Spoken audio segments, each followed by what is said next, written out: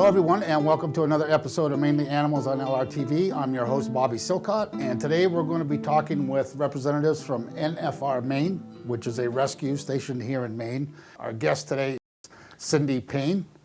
And hey, how are you today? Good, thanks. Good, good. And then we've got Tiffany Semino. Yes, right? thank you. And are you folks the founders of NFR Maine? Yes, Joy?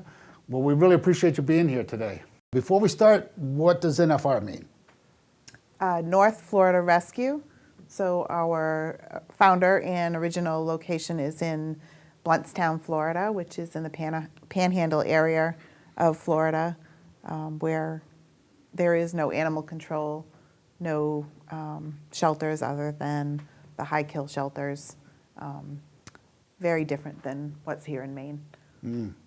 So North Florida Rescue, that's the connection down there. You work with a certain shelter down there, or what do you work with down there? Where's the animals come from down there?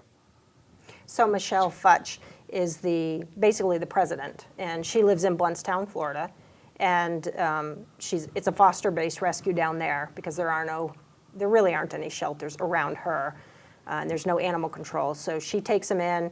She has a couple other fosters that take in animals, and they stay in her home while they get vetted and get the health, care that they need, and then they come up here. And so we're NFR Maine. We're just basically an extension of NFR.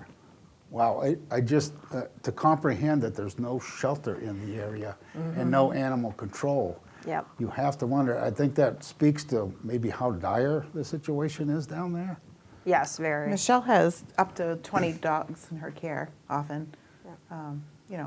Obviously in Florida it's a little different. You can have them outside more, which is nice, but So how do they? even the local police will, contact her and say, I So caught this she's stray well known dog, down and there, huh? Yes, Yeah. exactly. Or people dump dogs in her yard during the night.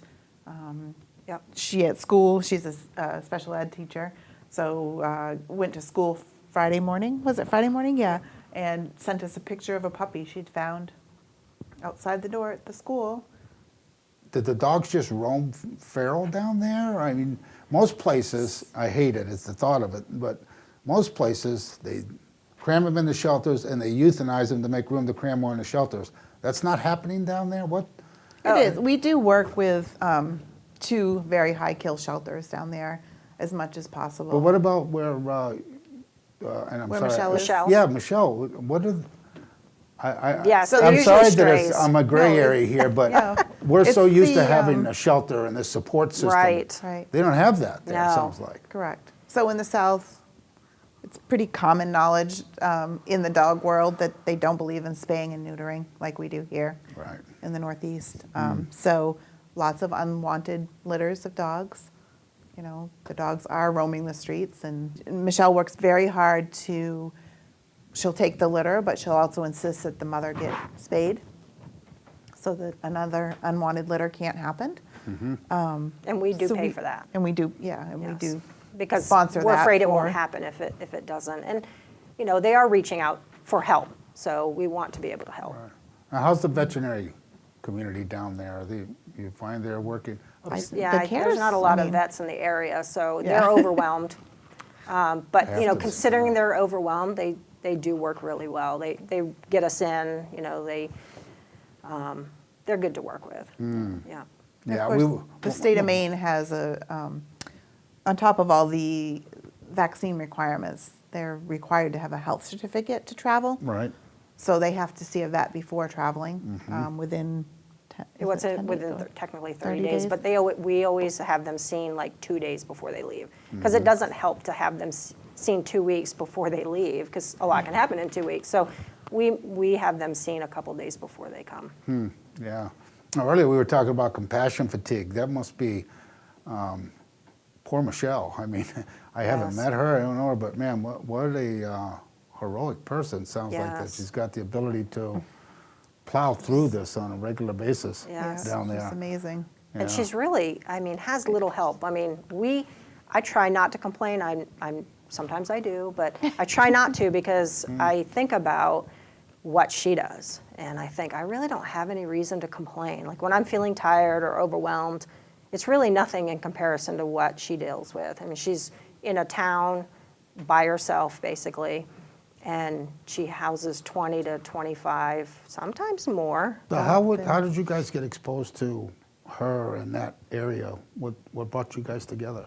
So we worked with another rescue that knows her, and she kind of partnered a little bit with us with a different rescue, and that's how we got to know her. And Cindy and I parted ways with the other rescue and basically just focused with her, with Michelle, because we just all worked very, very well together. We all had the same goals, all have kind of the same organizational goals, and We like mainly everything to be in order.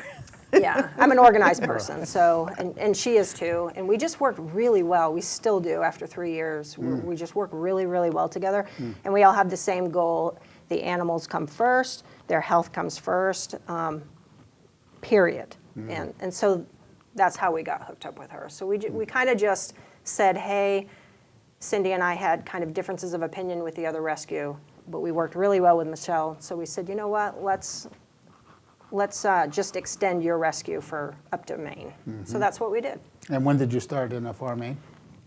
October of 2000, well, actually, officially, it was December of 2018. Yeah. So we're almost 3 years old. Yeah. Right.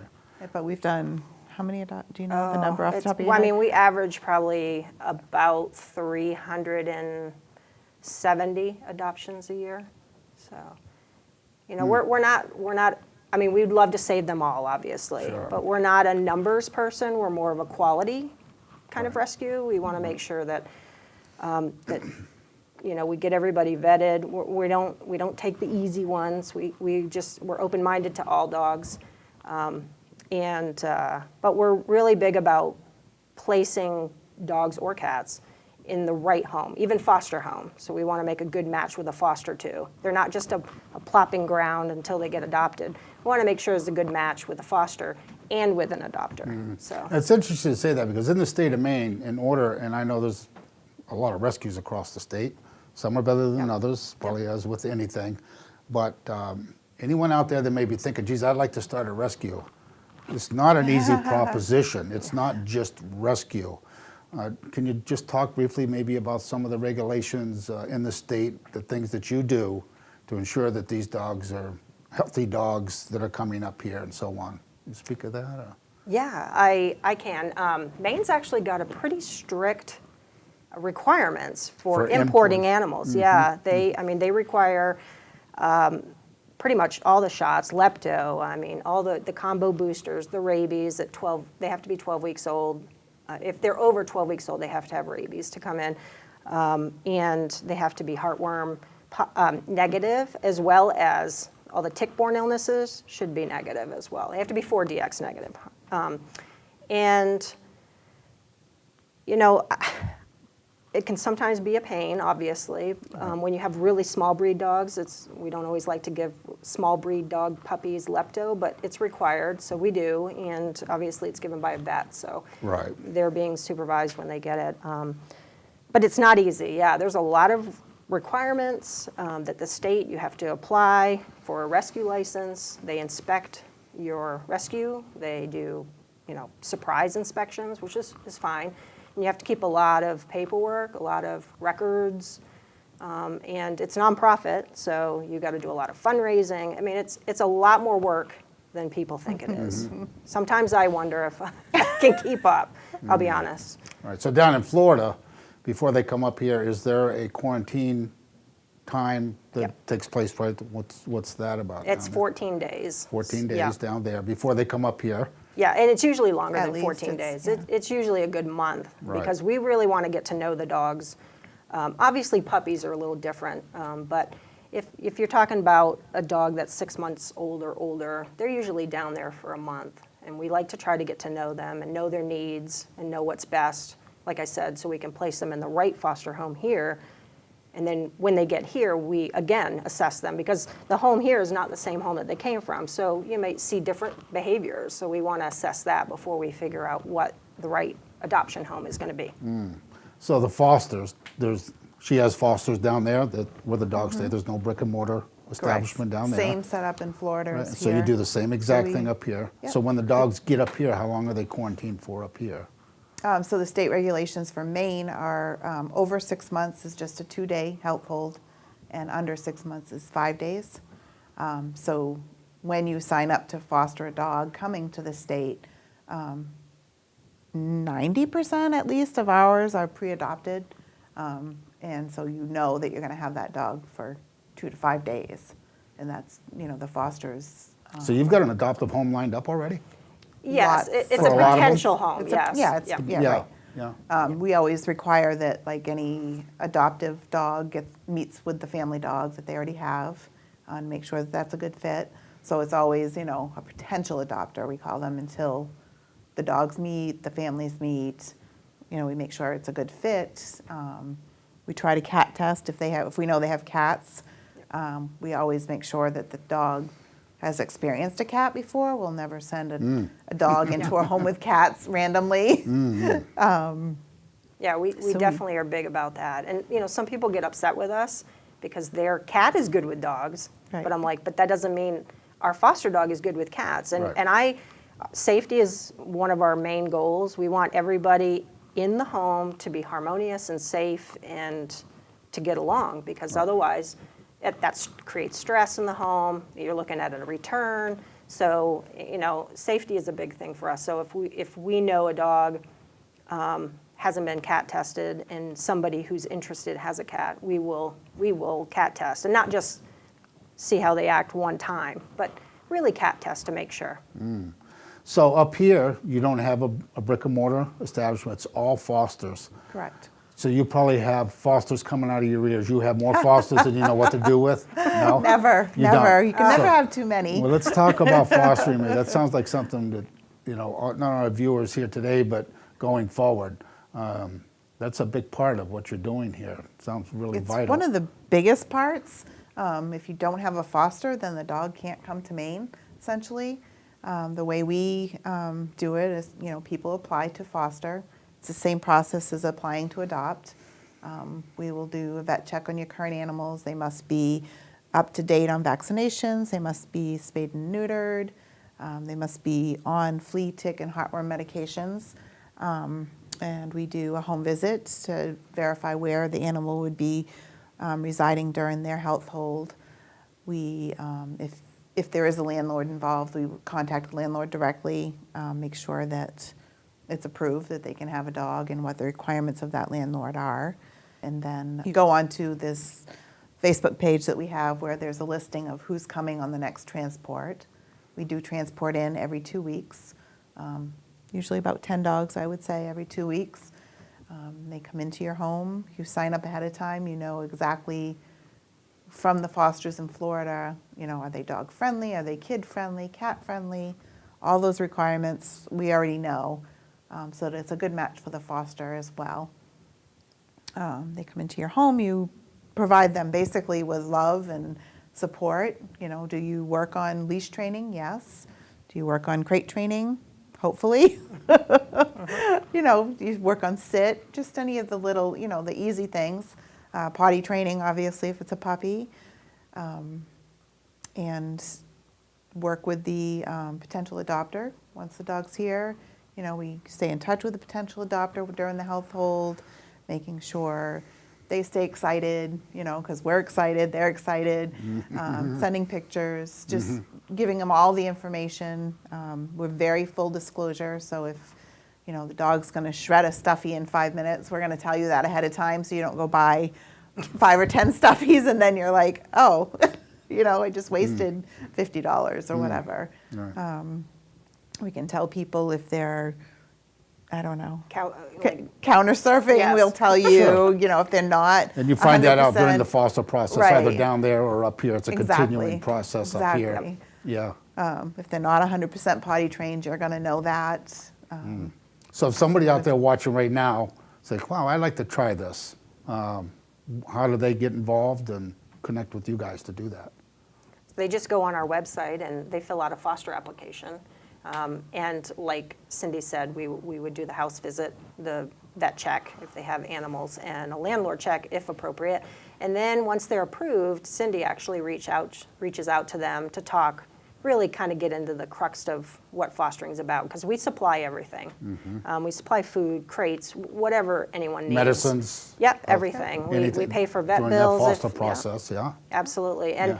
you know, a lot of it is, a lot of dogs need to decompress when they get here. It's a long journey, it's Right. stressful. So really, the less you do, actually the better, because it gives them time to decompress. So, you know, we're not expecting you to, and plus part of the health hold is they have to stay home. They can't go out and about.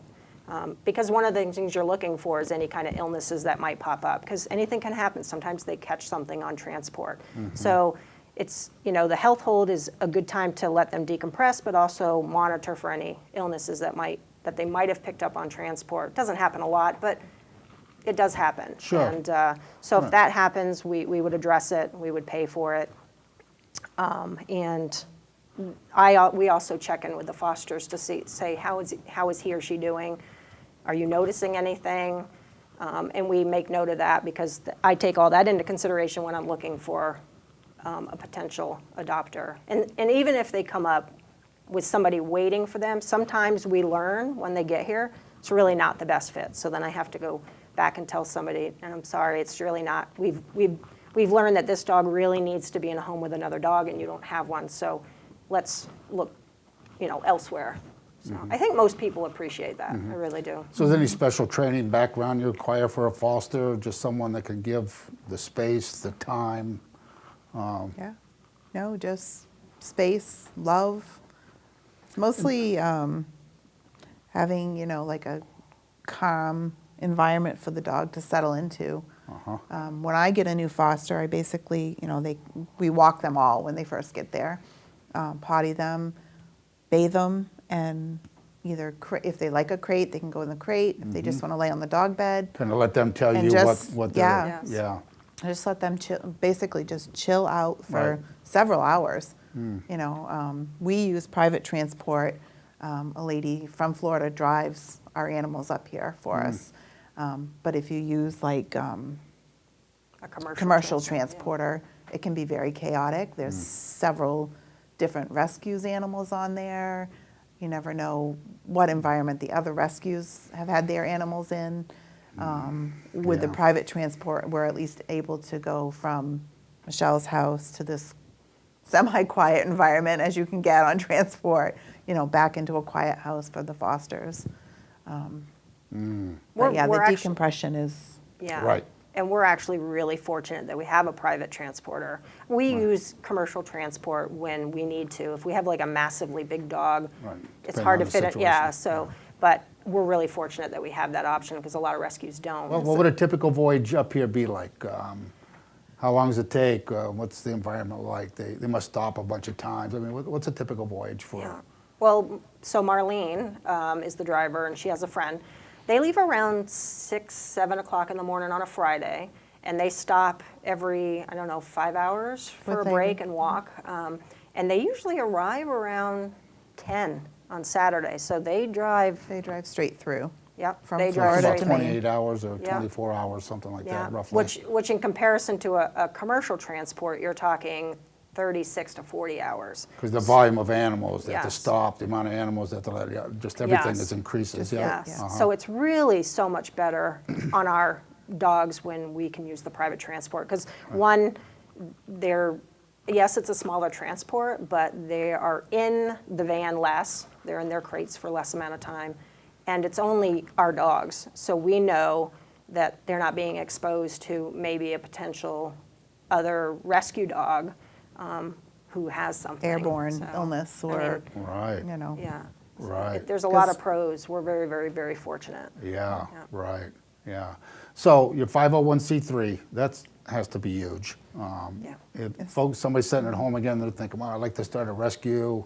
But it's not the easiest process, you know, to It go took through. about 8 months, I think, to actually, for us, even with rescue experience and, Yes. you know, to set it up and get the license, have the animal welfare come out to the house. Out They have to be Tiffany's part of that house. They have- 501c3 process?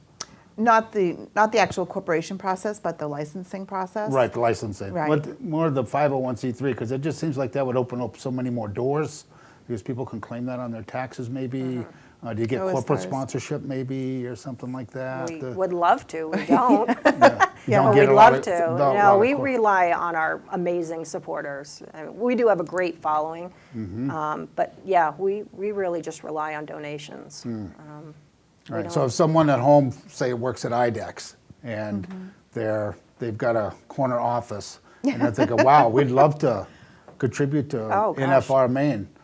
That would be amazing. Yeah, what Yes. would that mean? So if there's any corporates out there, or corporations out there thinking about, they're looking for something to donate to, NFR Maine would Yeah. be, We would just send them our The paperwork to certificate. show that we're a nonprofit. so do you guys have a board? Yes, it's, Well, I mean, as a 501c3. Yep. Are you looking for board members, I guess is what I'm getting at. So we're actually a Florida corporation Oh, I see, in Florida. because okay. we're a subset of NFR. Oh, I see. Is different So- regulations down there for a 501c3 than it is Yes. in? It is? Yes. Okay. Yeah. So is there a board down in Florida, or is Yeah, that required down there? Yeah. Yeah. So Michelle, obviously, is the president. president. me, you, and I think there was a vet on there. I'm not sure, because we don't actually meet very often. We're so small. I mean, we meet informally because we're always talking. 'Cause we're always, yeah. But we don't have like formal board meetings. I see. We're all just constantly talking Uh-huh. daily, Yeah. multiple times a day. So, Right. Yeah. Make all of that work, huh? yeah. Right. Yeah. So you're looking for fosters right now. How about monetary donations, foods, medicines? What sort of things are you looking to have donated? Money, obviously, is the Money biggest- is huge because we can use it for vetting, Uh-huh. which obviously everybody knows how expensive vetting is. Bleach is very important. Paper towels, food, toys, treats, Yeah. leashes, collars, any like Dog item. beds, Yeah, like that. dog Yeah. beds. Yeah. Yeah, and we do take used dog beds. If your dog outgrows things, we're more than happy to take them and clean them and repurpose them. We do supply all that to our fosters, so it kind of goes with the dog when the dog gets adopted, kind of thing. So it kind of, filters through, but it doesn't come back always. Yeah, understood, yeah. Especially the food. We like to send the food with them because not everybody might feed what we do. So Right. we want to send them some to transition them. Right. So that way they're not just abruptly stopping, Change the especially diet. with puppies. Yeah, Yes. change the diet can have a huge effect. It can. In so many ways, yeah. Yeah. Yeah. Now, how about felines? Do you folks work with felines at all? Is it strictly dogs, canines? We were importing felines, but we kept running into ringworm issues, like bad. And if anybody has not dealt with ringworm, they don't realize just how time consuming and how much Intense long that takes. the process is yes. of ridding that. Yeah, The I mean, quarantine, yes. is there We- sulfur we've lost- baths or something that goes in? Or is it Sulfur Dipping baths, and- yeah. yeah, yeah. there's a lot that, Yes. yeah. I think I have intense. PTSD from ringworm kittens. I'm half joking, but Not really. not really. But so we've actually focused on helping local cats and kittens. Right. We've decided that we need to just help local. So Right. I have a friend who works for the animal welfare agent, state of Maine, and so sometimes she'll reach out to us with dogs or cats and say, hey, would you like to take this cat in? And we will. Michelle actually just experienced Hurricane Ida, went through and wiped out Two of her most of her kennels, kennels. Yeah, so she has the outdoor kennels, and trees fall, and the wind just ripped them apart. But our followers were They were amazing. amazing, and we were able to fundraise and repair and replace what we needed to within 2 weeks. I Yeah, think. it was amazing. I mean, we We have were- some great followers, like seriously, I can't say that enough. We've had dogs that have had some serious, like, medical issues. We had one dog that, I mean, she came up and couldn't open up her mouth. Like literally just had enough space to put her tongue out, and that was it. And From an injury or something? Well, so we realized, the vet that we took her to said that she suffered a blunt force trauma to the head. And we assumed she was a stray, and basically it happened probably when she was a stray, and it healed that way. Well, that ended up costing Oh my gosh. $15,000, $17,000. We had to take her to Tufts University to have 3 surgeries, and she had to have physical therapy, dental work from it, because it basically shattered a jaw, and it was just a mess. And we had her for 8 months, and raised almost all of it from our supporters. It was really amazing. And what's the dog's name? Her name was Sophia, and And she where's she is, at now? she's in New Jersey living the life. She does has the that's best. how I fostered her for probably 6 out of those 8 months, and I took her to Boston and stuff, also, and yeah. I'm still friends with her adoptive mom. She's wonderful. And after she adopted her, she would continue to do physical therapy with her jaw, because she's actually a nurse. It really was an amazing adoption. It was one of my most favorites. And actually. all our followers too. Yes, everybody loves Sophia. We have like a few dogs that people like, or sometimes will actually message us and be like, any updates on Sophia? Any updates on Orphan Annie? Annie? Orphan Yeah. Annie was a Demodex, Demodex, so she had no hair, just she- from being a stray and being like flea bitten. And so to watch her transform from this little bald puppy into what she is now, people love obviously heartwarming stories. Yeah. People love And them, orphan- and then they like to follow. Yeah. And Orphan Annie was literally found sitting in the middle of a highway. She couldn't move. She was swollen, and her skin was cracking and bleeding, and you could just tell she had been like, I'm laying down here to die. And some nice person saw her, got her out of the road, and brought her to us, and we started the healing process. And we actually just got an update on her, Yeah. I think yesterday. And Yeah, they posted It's- pictures yesterday. I mean, when you feel like giving up, Right. those are the stories that you're like, okay, I Right. can't. Right. And you I could- actually have like 5 of my fosters actually live in the town I live in, and it's so fun. Wow. Like I was getting ice cream. you cross I forgot paths to with- tell you. Yeah, or I'll dog sit, or I was getting ice cream last week, and all of a sudden one of the kids go, I think that's Cindy, and I look and I'm like, who is that? And I'm like, oh my gosh, it's Coconut's parents. Like I only know the families by their dogs' names, but Right. it's fun to like be out in the public and have them be like, you helped us get our dog, and you helped have her be what she is today. So this 5 in that little town. I live in a small town, so in that town, 5 of my fosters personally live there. Wow, that's So incredible. it's fun to stay in Yeah. touch with them or see them out and about. Yeah, that's incredible. Yeah. And Wow. it's not just the dogs' lives that are changing. I mean, sometimes we have people who, suffered a tragedy or a loss of a dog or a spouse A or human, something, or- and yeah. they adopt, and this dog just brings them back to life, and we get to hear those stories too, and it's pretty amazing. Yeah, a lot of times the animals rescue the humans, huh? Yes. Yeah. It's really my therapy, I'll be honest with you. I have 3 dogs and a cat, but during COVID, when I was basically grounded from my job, I took that opportunity to build